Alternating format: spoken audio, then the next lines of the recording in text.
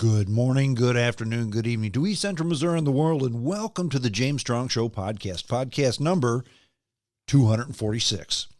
Thank you for joining us. Thank you for making us a part of your day. I appreciate it. This podcast was recorded on the morning of Saturday, December the 4th, from the James Strong Studio in Western St. Charles County.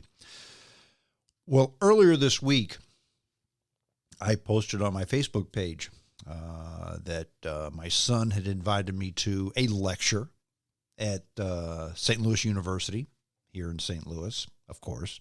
There was a gentleman named Matt Walsh, who is he's a writer, he's a commentator, he's a podcaster, and he works for the Daily Wire. That's Ben Shapiro's company. A conservative, very much right of center organization that produces a lot of good commentary. Okay, and he had a lecture at SLU, and I reported that I was going to go ahead and attend the lecture at the invitation of number 3 son, and I was going to report on Matt Walsh's lecture, and I was going to make my way past the protesters who were trying to ban Mr. Walsh from speaking at SLU. Part 2 of the podcast will cover my experience, my interaction with the protesters, and my synopsis, my review of Matt Walsh lecture. That's part 2 of the podcast. Part 1, I'm going to talk a bit about the supply chain, and that's always big in the news. The supply chain, the supply chain, the supply chain. We have problems. Stuff is backed up at the ports. We're not going to be able to get all of our Christmas toys by Christmas time. There's plenty of gasoline, but we can't get it to the filling stations, et cetera, et cetera, et cetera. I've got 2 real good examples of how supply chains work and how businesses try to smooth them over, and how businesses and the consumer quite often differ with what they want to supply, produce, make. And that's the big problem. And the 2 people I'm going to go ahead, or the 2 instances I'm going to go ahead and talk about, are Elon Musk and Tesla, and the COVID-19 vaccines and booster shots. Now, I think to yourself, well, Strong, that has nothing to do with the supply chain with Christmas time. You're right. I don't think anybody's getting a booster shot for Christmas. That's not going to be a Christmas present for anybody from anyone. If you're going to get a Tesla for Christmas, well, good for you, but I don't think there's many of those people either. But the supply chain has everything to do with those 2 companies. And I think in these stories, I'll explain why Tesla and the vaccines are affected by the supply chain and what the companies have done to improve that supply chain, and what we as consumers have done to muck it up. But first, I want to give you a quick update on the Jaguar Mark 7. Earlier this week, maybe it was last week, it may have been Saturday, but I posted pictures of the progress of the Jaguar Mark 7. Lots of progress being made. As I mentioned before, the sheet metal work is done. I continue to take parts, clean them, buff them up, make them presentable. I took the fuel tanks apart the other day, and one of them is in almost new condition. The float even looks like it's in brand new conditions. But the fuel tanks, and the radiator and the heater core have been taken to a guy who's going to go ahead and do his thing and fix them up so I can put them back in a car. The engine's being rebuilt, so I want to make sure that the radiator gets proper coolant flow to the engine, because you don't want to spend a bunch of money on rebuilding a 70-year-old classic 3.4 liter Jaguar straight 6 with an overhead cam and have it be starved of water and ruin it. So all that stuff is being done. We're looking at February to get the car back. I'm going to go ahead and get some more parts, door handles actually, to the guy doing the body work so he can put the door handles up, because if the door handles are installed when the doors are reinstalled and realigned, there's no surprises when the car's done. You put the door handles on and the lines aren't right. So that's a little update on the Jaguar Mark 7. Progress continues. In fact, last weekend I was even able to do a little bit of painting because it got above 50 degrees. So above 50 degrees, I can do painting on the parts. Under 50 degrees, it's cleaning only. So on with the podcast. Let's talk about the supply chain before we talk about Matt Walsh and his lecture at SLU, shall we? Pardon me. I haven't had my last cup of coffee, though, so I'm not going to tell you what kind it is. But if I'm to stay awake during this podcast and be at least halfway lucent, I need to have the coffee. Supply chain problems. Nothing new, okay? It's new in the news, but we've never really had great supply chain, because supply chain has to do with supply and demand.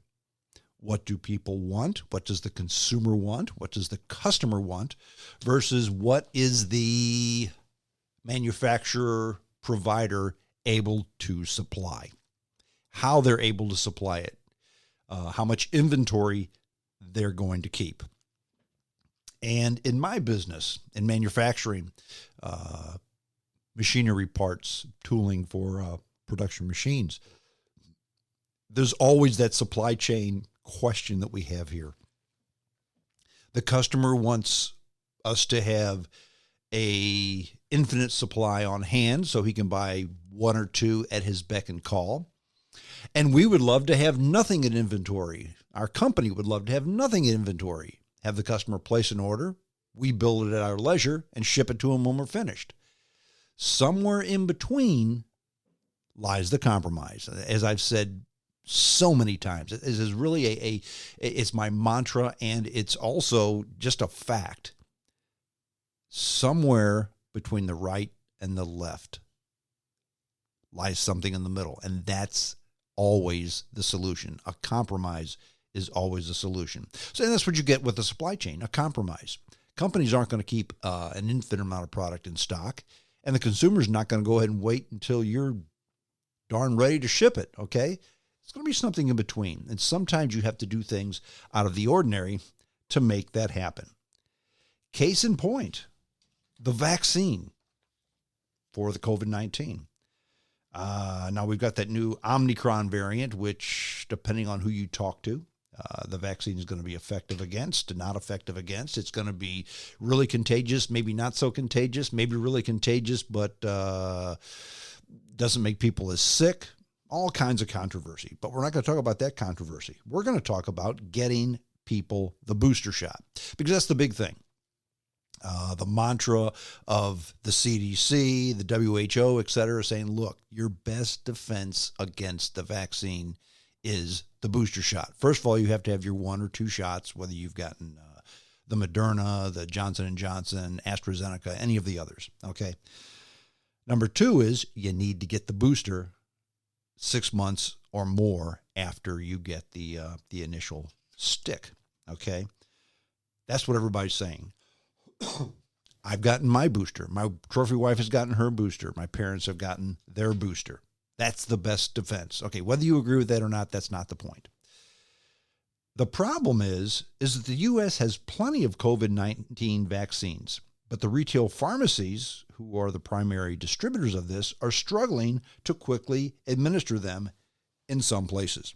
Now, vaccine seekers in some states have to wait for days or even weeks for doses, as health officials struggle to improve access to meet surging demands.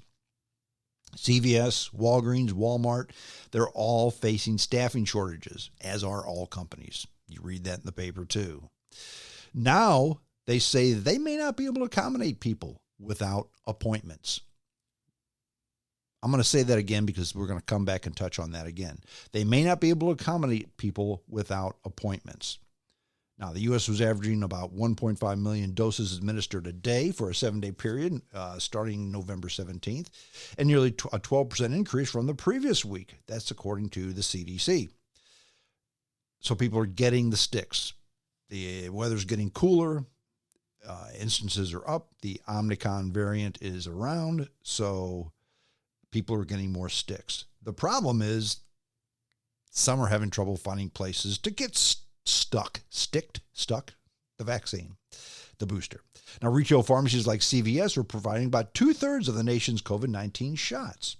There's about 100 million Americans eligible for boosters who have not yet gotten them. That's according to the White House. They said that Thursday of this week. The U.S. has increased its reliance on those operations for nationwide COVID-19 testing. That's the CVS, Walgreens, Walmart, etc., and vaccine distribution through a partnership with nearly 24 chains. The chains, primarily, again, CVS, Walgreens, Walmart, have embraced the responsibility because vaccines make a profit. They bring customers into the stores to buy other stuff, and they're looking to expand deeper into the healthcare field. But the pharmacies have also struggled with staffing at their locations amid the nationwide labor shortage. That's caused some locations to limit hours, close drive-thrus. They're trying to hire thousands more pharmacists and pharmacist technicians. The statement by Walgreens is telling. Demand for vaccines is particularly high at this time, so we encourage people to schedule their appointments in advance. I told you that was going to be the factor here, the statement here that's going to stand out. Now, a Walgreens spokesman said the company is hiring thousands of workers, and they're even offering bonuses to employees who get certified to administer vaccines. That spokesman said that starting next week, about half the company's appointments nationwide are open. Okay, well, wait a minute. If half the company's appointments nationwide are open, why are they having problems administering these vaccines to people? Let's continue. CVS said it has open appointments with an ample supply of doses for at least the next 2 weeks, although it's possible that people will face waits in stores or need to schedule an appointment out a week or more. Now, in many parts of the country, vaccines are readily available with no waiting. That's according to the White House and the pharmacy chain. Many, not all. Everyone that's available to put a shot in the arm is doing it. That says New Hampshire, according to New Hampshire Governor Chris Sununu. He said that earlier this week, Tuesday, in fact. And he announced the state would open 15 community sites to improve vaccine availability. Now, Carol Manette of Portland, Maine, said she's been trying for days to get an appointment for a booster shot. She searched for an online appointment at her CVS, Walgreens, and a grocery store pharmacy, but they had no openings until later in the month. Her primary care doctor has no available doses, neither did mine, and a nearby healthcare system told her it was only vaccinating their existing patients. This is crazy, she said. COVID is everywhere, and we're one of the states with the highest hospitalization level, and we can't get boosters in a timely manner. I don't know if that statement's true. That's what she says. That's her perception, okay? We'll leave it at that. Again, the White House on Thursday said that Federal Pharmacy Partnerships is taking a step to expand vaccine availability by adding capacity and ensuring shots are open at convenient times, including evenings and weekends. CVS says it's hired 23,000 pharmacist techs, and other workers who can administer the vaccine. Recently, confusion over the availability of drugstores to give shots to people who walk in without appointments is adding to the problems. That's according to several local health officials. Now, for months, retail pharmacies in the White House have touted the fact that people could just walk into the drugstore and get a shot without an appointment, as evidence that the U.S. vaccine efforts succeeded after a rocky start. Now, that message to just go ahead and walk in might be appealing, but it doesn't work very well. That's according to Dr. Matt Walsh, who's a public health official in Marin County, California, just north of San Francisco. Dr. Walsh said that the country has been distributing postcards listing government-run vaccine sites at pharmacy, asking that they be given to people who get turned away for shots. Some Walmart pharmacies have stopped offering walk-ins. Now, other Walmarts are still offering walk-ins. Okay, we have guided our pharmacies to